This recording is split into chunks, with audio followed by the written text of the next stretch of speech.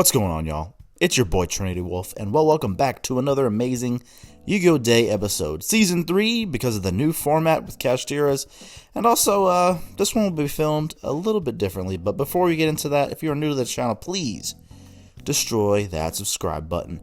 We are now on the new goal for 2,000 subscribers.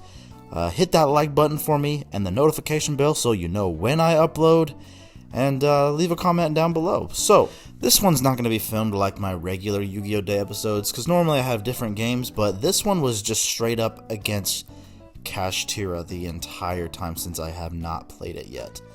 All I'm pretty much going to be doing is just talking about this deck, you guys. This deck is completely ridiculous. Like, it's one of those decks that just completely controls the board. They play a gazillion hand traps. Like, it's ridiculous. Like, as you can see, I just had one of those hands where I needed Stratos to go off to, do anything. And, so, as you can see, 3 of my zones are blocked now. I just mass changed my Stratos just to not banish a card, but, Blast is going to get ran over anyway. He's going to get killed, and this deck is ridiculous, you guys. Like, this is, like, I have never just, and that was pretty much the game loss because I saw the increase in my hand, but yeah. Anyway, this deck is so unfair. Like, it's ridiculous. Like, I was trying to see if me side decking Nibiru would be, like, the best option. It's not. We're just gonna have to main deck Nibiru. Like, there's no way. Like, I'm not taking that risk of just siding Nibiru and just letting my opponent, who might be playing Cash Tira, just get away with it. Like, it's ridiculous. Like, I was so stressed out playing this.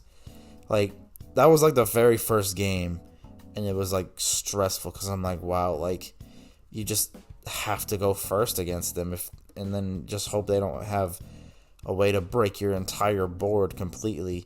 And I guess I got really lucky this turn just because he didn't have any hand traps, as you can see, because I was able to pop off. But I feel like it wasn't enough because I remember my Plasma actually gets Book of Moon here, so D-Force will actually probably have to go into my deck as well. I just wasn't playing it in this build. I knew I was usually gonna play it at 1, but yeah, I'm definitely gonna need to play D-Force. But I just don't get it, man. Like, why does Konami just keep making decks like this? Like, why are they just making such super power crept decks that just are just unnecessarily strong for like no reason? Like, I don't even know what you could hit. I mean, because if Cash Tiras, if you ban the one that blocks all the zones, would anybody still play it? Because that's kind of like what they want to do. They just want you to just not play the game. But would anybody still play it if that card was banned? But it's just like, I really don't feel like dealing with 3 months of this, you guys. Like, I really hope they just have like an emergency ban list, because that's just no fun. As you can see, I did win that game.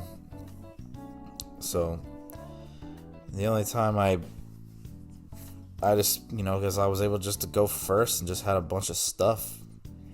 But I don't know what we're gonna do, you guys. Like, it's gonna have to be like main Nib in case you go second.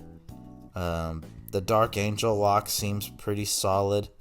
I do need to get myself more Book of Eclipses. See, if I would have actually saved that Book of Eclipse, I would have been okay, because when I summoned Ferris, it actually got Ghost. As you can see, there's all the hand traps. Got Ghost Mournered.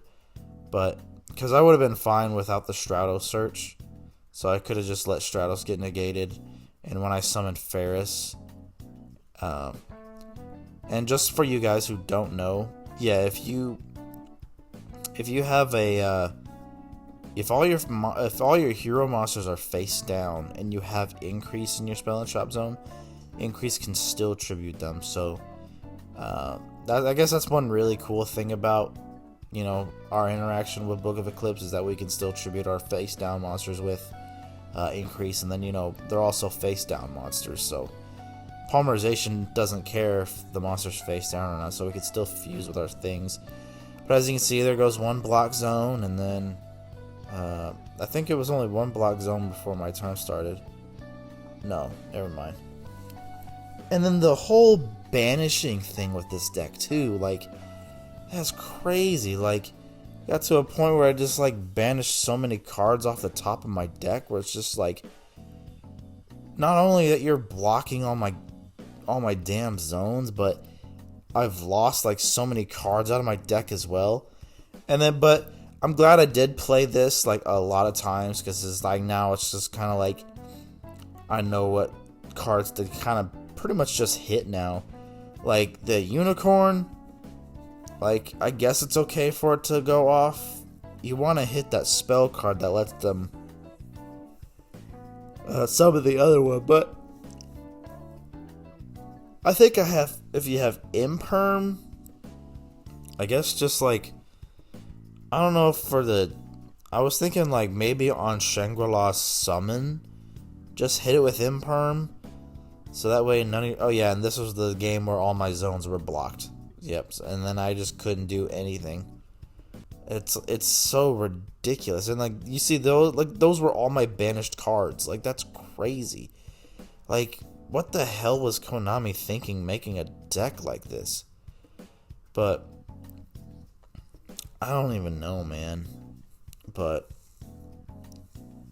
I do want to know what everybody else thought about, if you faced against Kashtiras yet, if you have any issues, or like, man, it's like I can't even talk about it. Like it's like, yeah, and then like they can play Shifter too.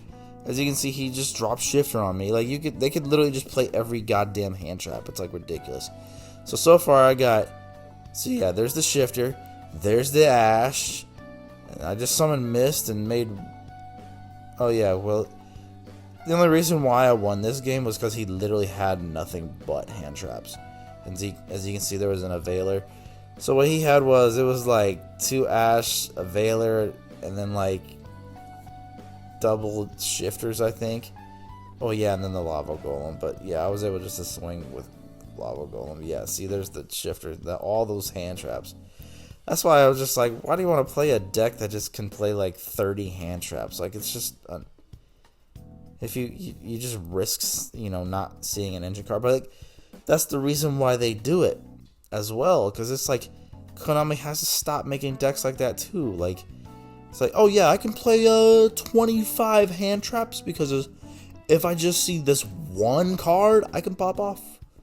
Like, why the hell should you be allowed to just make an obnoxious board like what Kashtiras does just because you opened up one damn card?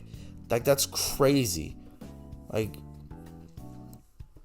yeah, and I loved this game the most, as you guys can see from the thumbnail, why I have like Dio Brando throwing down the rock instead of like the road roller, because like this game I actually like Nibiru'd him 3 times. Like, Nibiru is the only thing that really evens the playing field against this deck, because they have like no way to negate it, and then their board just gets completely wiped, and it's just like, the only thing that sucks is the monsters that you get rid of on their side of the field, they're freaking huge for like no reason. So like, if you don't have a way to get rid of the token, you're kind of just screwed too, because it's just like, yeah, oh yeah, the token's gonna be massive, like, because they all have huge defense, besides I guess the Shangri-La. But oh yeah, and then here was another thing. He used enemy controller to take my damn Spirit in Neos because it was a level 7, of course, and then just made a Shangri-La. Like golly. Oh yeah, and then here comes the other Nibiru. I'm just like, yeah, no. Can you smell what the rock is cooking? Yeah, like, the rock came down so many times this game. It was like great. Like, I opened up 2 of them, and then on like a turn later, I drew it again. I'm just like, man, like, what the hell? I think I pretty much just got to go balls to the walls on this one. I think my only problem was just trying to get rid of the token, because in my banished pile, Liquid Soldier did get hit. So I was like, well, damn, how do I think I honestly just, damn, I really don't remember what I did this game, but, like, ugh.